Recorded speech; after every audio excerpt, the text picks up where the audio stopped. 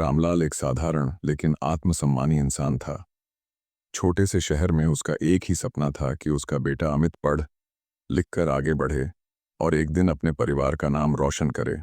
पत्नी शारदा ने अपने सारे सुख दुख बच्चों पर न्योछावर कर दिए। अमित पढ़ाई में अच्छा था, इसलिए उसे बड़े शहर भेज दिया गया। वहीं से कहानी ने धीरे धीरे करवट लेनी शुरू की। शहर की आज़ादी, नए दोस्त और नया माहौल अमित को बदलने लगा। लेकिन गांव में बैठे माता पिता आज भी उसी पुराने अमित की कल्पना करते रहे। सालों बाद जब अमित की नौकरी लगी और उसने घर फोन कर शादी की बात कही, तो घर में खुशी की लहर दौड़ गई। शारदा ने मंदिर में दिया जलाया और रामलाल ने मिठाई बांटी। लेकिन खुशी ज्यादा देर टिक नहीं पाई, क्योंकि अमित ने बताया कि वह अपनी पसंद से शादी करना चाहता है। लड़की अलग जाति की थी और शहर में पली बढ़ी थी। रामलाल के लिए यह बात किसी झटके से कम नहीं थी। उसने समझाने की कोशिश की कि समाज क्या कहेगा, रिश्तेदार क्या सोचेंगे, लेकिन अमित अपने फैसले पर अड़ा रहा। आखिरकार भारी मन से शादी हो गई।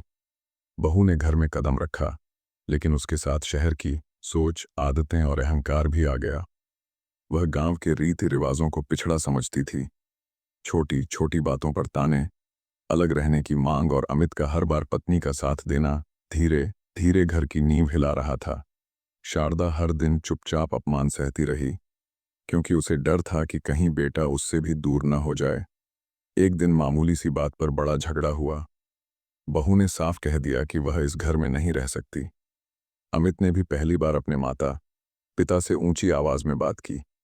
रामलाल का दिल टूट गया। जिस बेटे के लिए उसने अपनी पूरी जिंदगी खपा दी, वही बेटा आज उसे बोझ समझने लगा था। उसी रात अमित अपनी पत्नी के साथ शहर लौट गया और पीछे छूट गया एक खामोश टूटा हुआ घर। दिन बीतते गए। शारदा की हंसी गायब हो गई और रामलाल की आंखों में इंतजार बस गया। कभी फोन आता, लेकिन उसमें अपनापन नहीं होता। कुछ साल बाद शारदा बीमार पड़ गई। इलाज के लिए अमित को बुलाया गया, लेकिन वह नहीं आ सका। उसी खालीपन में शारदा दुनिया छोड़ गई। रामलाल के लिए अब सब कुछ खत्म हो चुका था। शारदा की मौत ने अमित को अंदर से झकझोर दिया। वह भागता हुआ गांव आया, लेकिन बहुत देर हो चुकी थी। मां की चिता के सामने खड़े होकर उसे पहली बार एहसास हुआ कि शादी सिर्फ दो लोगों का रिश्ता नहीं तोड़ती या जोड़ती, बल्कि सोच और संस्कार भी साथ लाती है। उसने पिता के पैरों में गिरकर माफी मांगी। रामलाल ने कुछ नहीं कहा, बस बेटे के सिर पर हाथ रखा। लेकिन वह स्पर्श पहले जैसा नहीं था। इस कहानी में कोई खलनायक नहीं था, बस फैसलों की कीमत थी। बेटे की शादी ने परिवार को तोड़ दिया, क्योंकि रिश्तों से पहले अहंकार और जिद को चुना गया। कुछ रिश्ते टूटने के बाद ही सिखाते हैं कि परिवार की असली कीमत क्या होती है। कहानी यहीं खत्म नहीं हुई थी। शारदा के जाने के बाद घर में सन्नाटा और गहरा हो गया। रामलाल अब पहले जैसा नहीं रहा। वह बोलता कम था, मुस्कुराता तो बिल्कुल नहीं। अमित कुछ दिनों तक गांव में रुका। हर कोने में उसे मां की मौजूदगी महसूस होती। रसोई में रखा मिट्टी का घड़ा, तुलसी के पास जलता दिया और दीवार पर टंगी मां की साड़ी, सब उसे चुपचाप दोषी ठहराते थे। शहर लौटने के बाद भी अमित का मन कहीं नहीं लगता। ऑफिस में बैठा रहता, लेकिन फाइलों के बीच उसे मां की आवाज सुनाई देती, बेटा, समय रहते रिश्तों को संभाल लेना। पत्नी भी उसका बदला हुआ रूप महसूस करने लगी। पहली बार उसने गांव, माता पिता और उस घर के बारे में सोचना शुरू किया, जिसे वह हमेशा छोटा समझती थी। कुछ महीनों बाद रामलाल अचानक बीमार पड़ गया। इस बार अमित बिना कुछ सोचे भागा चला आया। अस्पताल के बेड पर लेटे पिता को देखकर उसका दिल बैठ गया। वही मजबूत इंसान जो कभी किसी के सामने नहीं झुका, आज कमजोर लग रहा था। रामलाल ने बेटे को देखा, लेकिन आंखों में शिकायत नहीं थी, बस थकान थी। अमित ने कांपते हाथों से पिता का हाथ थामा और पहली बार रो पड़ा। इलाज के दिनों में बहू भी गांव आई। उसने देखा कि कैसे पड़ोसी रामलाल का हाल पूछने आते थे, कैसे शारदा को आज भी सब याद करते थे। उसे पहली बार एहसास हुआ कि यह घर सिर्फ ईंट पत्थर का नहीं, बल्कि भावनाओं का था। उसने बिना कहे रसोई संभाली, पिता के लिए चाय बनाई और चुपचाप उनके पास बैठी रही। रामलाल ने कुछ नहीं कहा, लेकिन उसकी आंखों में एक हल्की नरमी उतर आई। धीरे धीरे रामलाल की तबीयत संभलने लगी। एक शाम वह आंगन में बैठा था, जहां कभी शारदा दिया जलाती। अमित और उसकी पत्नी पास आकर बैठ गए। अमित ने कहा कि वह शहर नहीं लौटना चाहता, वह यहीं रहकर सब संभालना चाहता है। यह सुनकर रामलाल ने गहरी सांस ली। उसने कहा कि घर टूटता एक दिन में नहीं और जुड़ता भी तुरंत नहीं, लेकिन अगर नीयत साफ हो तो दरारें भरी जा सकती हैं। उस रात लंबे समय बाद घर में चूल्हा जला, साथ में खाना बना और तीन लोग एक ही थाली की ओर देख मुस्कुराए।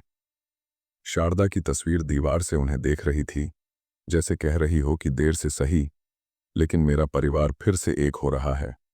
बेटे की शादी ने इस परिवार को तोड़ दिया था, लेकिन उसी शादी ने सबक भी सिखाया।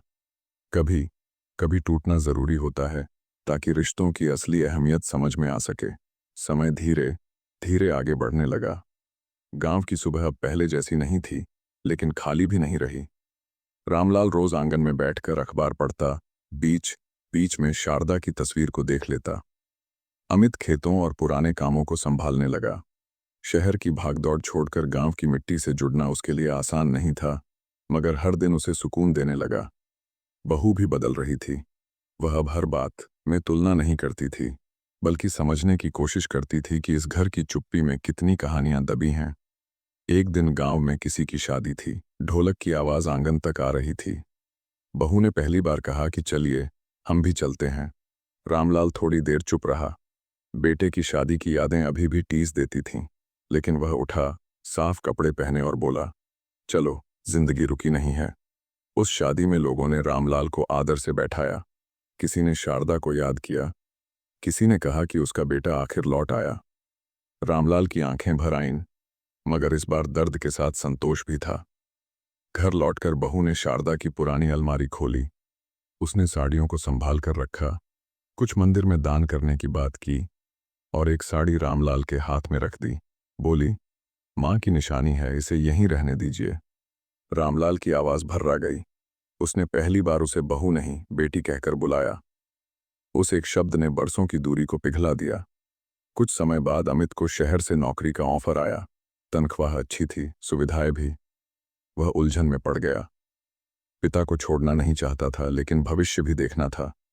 रात को तीनों आंगन में बैठे। लंबी चुप्पी के बाद रामलाल ने कहा कि रिश्ते पास रहने से नहीं, निभाने से मजबूत होते हैं। अगर जाना है तो जाओ, लेकिन जड़ें मत काटना। अमित समझ गया कि पिता उसे बांध नहीं रहे, सहारा दे रहे हैं। फैसला हुआ कि वे आधा समय गांव में और आधा समय शहर में रहेंगे। हर त्योहार, हर जरूरी पल गांव में होगा। जाते वक्त बहू ने आंगन में तुलसी के पास दिया जलाया, ठीक वैसे ही जैसे कभी शारदा जलाती थी। रामलाल ने उसे देखा और मन ही मन आशीर्वाद दिया।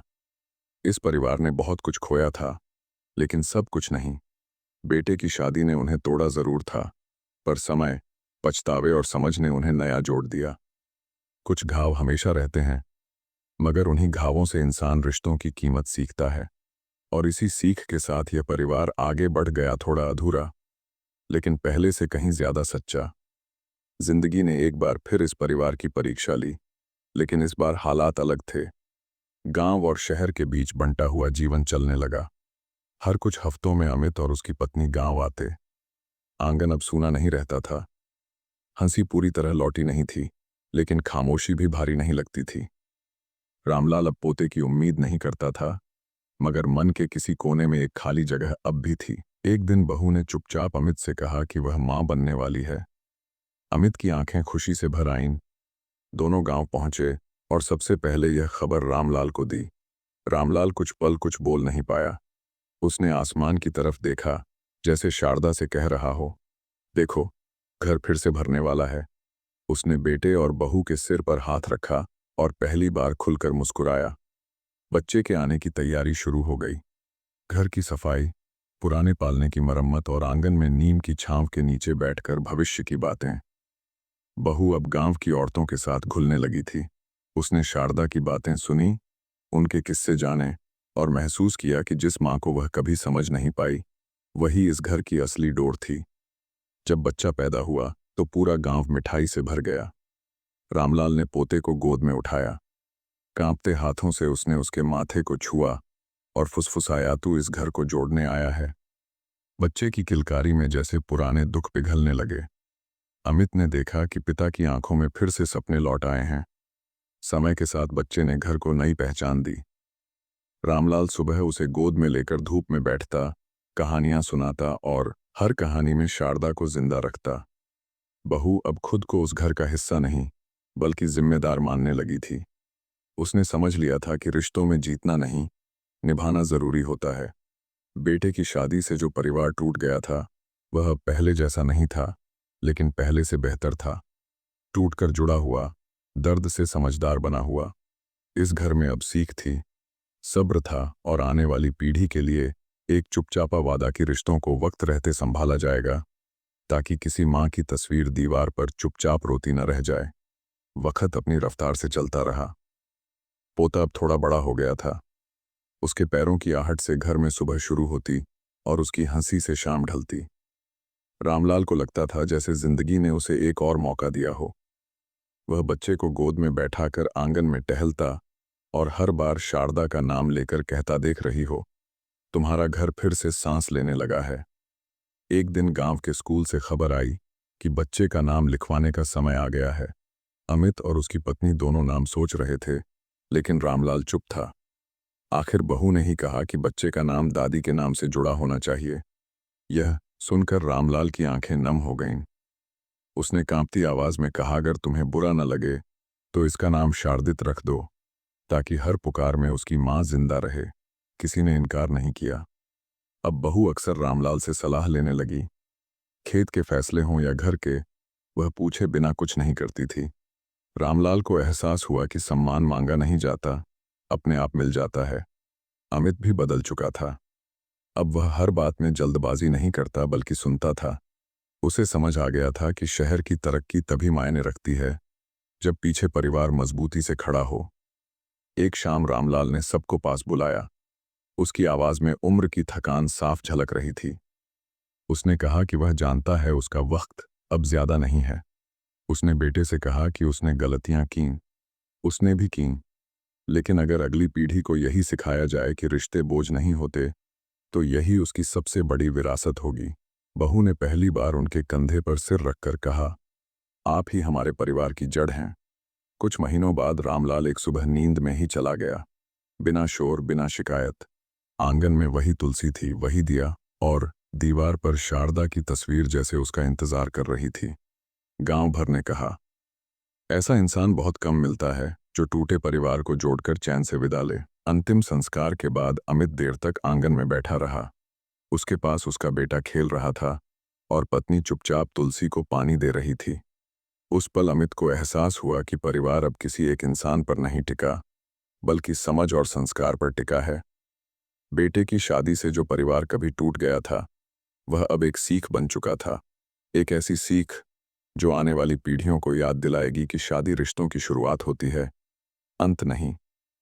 और अगर प्यार, सम्मान और धैर्य हो, तो टूटा हुआ घर भी फिर से बस सकता है।